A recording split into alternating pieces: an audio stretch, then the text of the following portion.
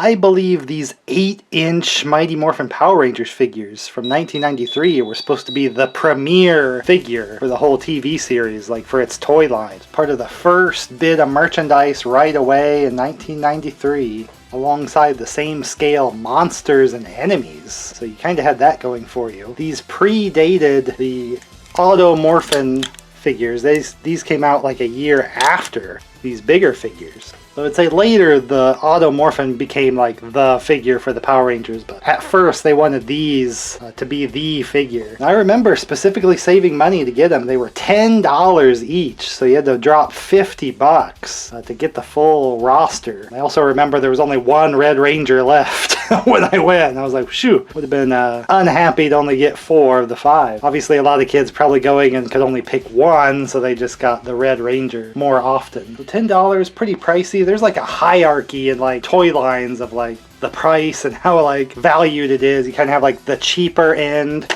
They had like these mini kind of statue things that were probably like $1 or so. You know, no articulation going on or anything, so it was just like you could get these cheaper, but they were like the official merch. Or maybe you could go for some bendies, some bendums, which were a lot cheaper, but at least you could kind of move them around, have a little fight. That was like the cheap thing to get at the time, like if you couldn't afford like the real toy line. I really hated bendums. It's like, what? They always had their arms like out, like T-posing before it was a thing. Now again, we're talking 1993 when the show started, so can't really count the McDonald's toys, but that was like a pretty good deal at the time. They were only like $2 at McDonald's, but this was like years later, getting a decent little like figure. But then price-wise, actually going up but getting smaller. You have like Micro Machines that released pretty early in the line, just a tiny fig. And even Power Rangers Polly Pocket. Now these are just Micro Machines too, but they had like the whole play set, you know, that's why they were so absolutely small. But again, these are later releases. This is like 95 or after. But for a lot of more articulation, just a smaller size, they had these kind of figures. These were actually the kind of premier figure in Japan. This was the Ranger figures, was this size and style that came with like the motorcycles. I have a whole video showing the motorcycles and all these figures. It had the symbol, but it was just a sticker, so that peeled off. But of course in Japan, you know, they just looked like this because that's how they were on the show. They even had stickers for the diamond pattern on the boots and arms. But again, this was the premier like figure for the show in Japan because these 8-inch figures were not carried over from the Japan toy lines from like the Super Sentai show. These were made for the Mighty Morphin Power Rangers like rebrand of the show, the re-edit for the United States, and then when it kind of went out from there, all the other countries under Power Rangers instead of the Super Sentai Zyuranger name. So totally unique merchandise for the time. Very unique like diamond shape, which I think really stood out. And since they were a very different scale for the time, because this was more the size at the time, you know, nowadays it's the super articulated 6-inch figure. Before it was more like the 5-inch figures like X-Men, and like everything just had like this size for every cartoon and show. After a lot of dust settled between, you know, G.I. Joe having bigger doll-size figures, then having tinier 3-inch-ish kind of figures like Star Wars, and then He-Man kind of doing a little bit bigger size. That's kind of where we ended up, was the 5-inch. These big 8-inch figures like stood out a lot.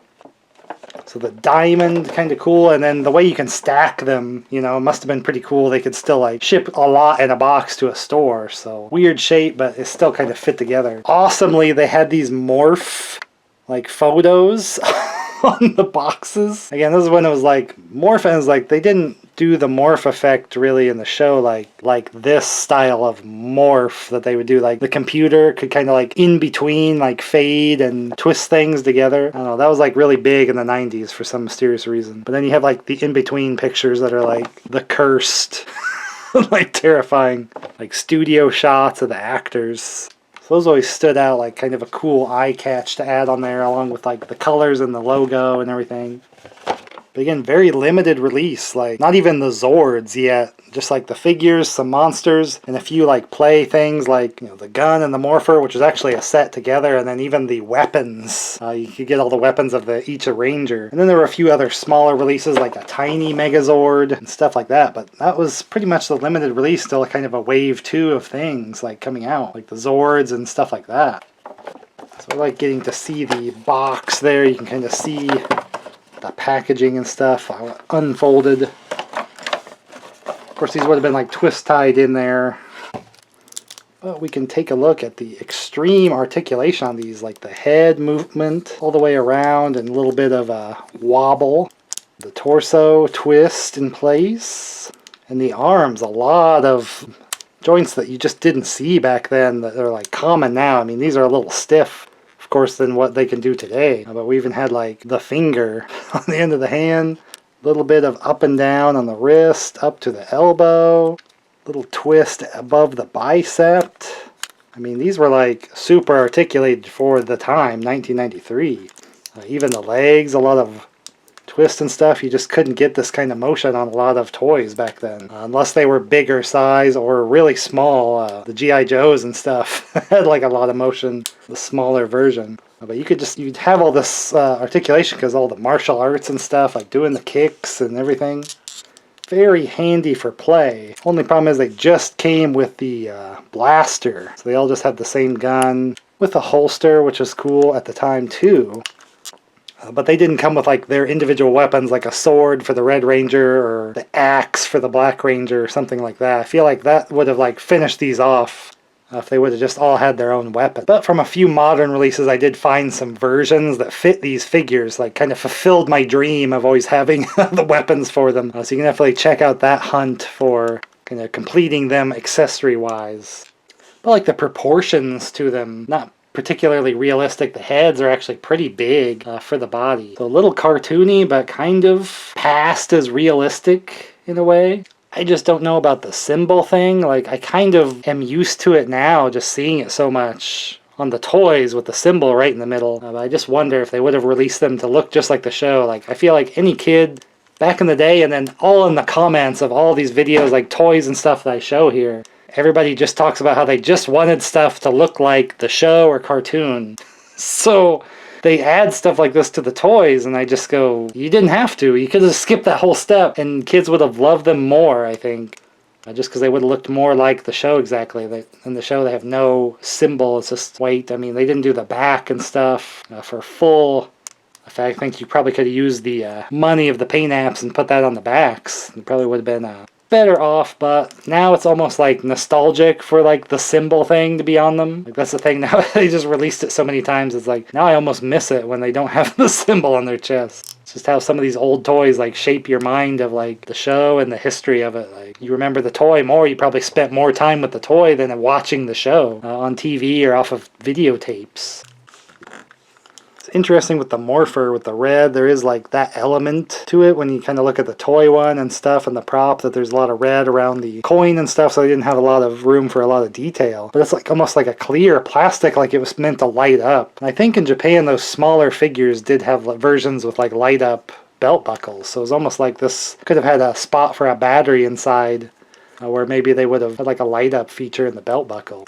Which would have been pretty interesting, especially if you could keep all this articulation. I mean, I don't know if you really could with wires and all that, but pretty hefty price point already. I don't think I would have paid extra for a deluxe with a tiny red light, or even if they put, custom colors in each Ranger to match their color or something. Just something I always would look at and wonder as a kid, like, is that supposed to be like a light up thing or not? A lot of times with the packaging, they would do this, like, cut this out from the packaging since you're probably going to throw it away. Keep a collectible card, like a little trading card almost. Little bios on there for the Rangers. 6 foot, 167 pounds. Jason, favorite food, sushi. Oh, who knew? Favorite subject, political science. And I've seen this fact too about he collects martial arts movie videos. I've seen that on other stuff. When he's not battling evil space aliens, trademark, Jason's a straight-A student, a black belt in karate. His discipline and drive made him a perfect candidate for the Power Rangers. When Jason uses his Power Morpher, he draws on the strength and boldness of the ancient Tyrannosaurus Rex and morphs into the Red Ranger, the courageous leader of the Mighty Morphin Power Rangers. Pretty generic bios on all these. But it's funny, some of like the points on them, just kind of funny.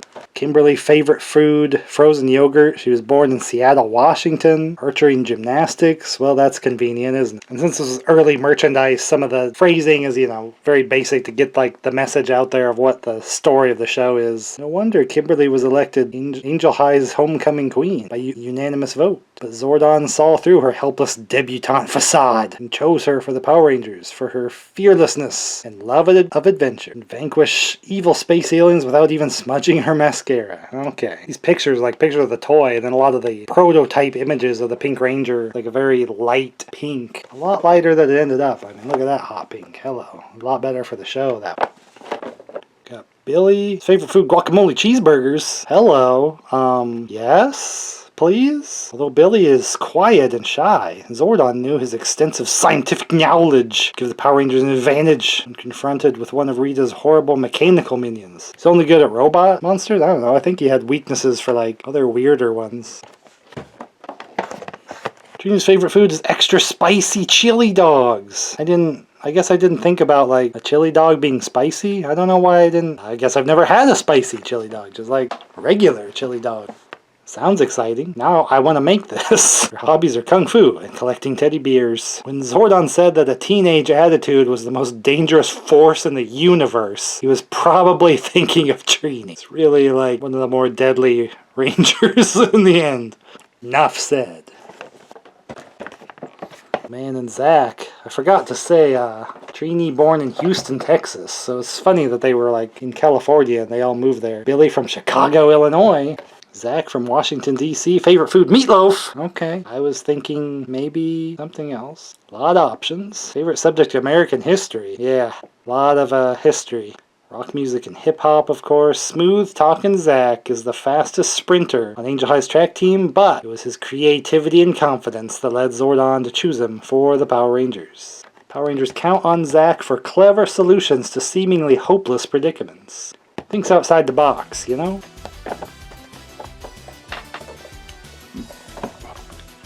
So for me, these are still like the figure for the original Power Rangers show. Just big and like full detailed and everything. And they have the diamond on the gloves and boots and everything.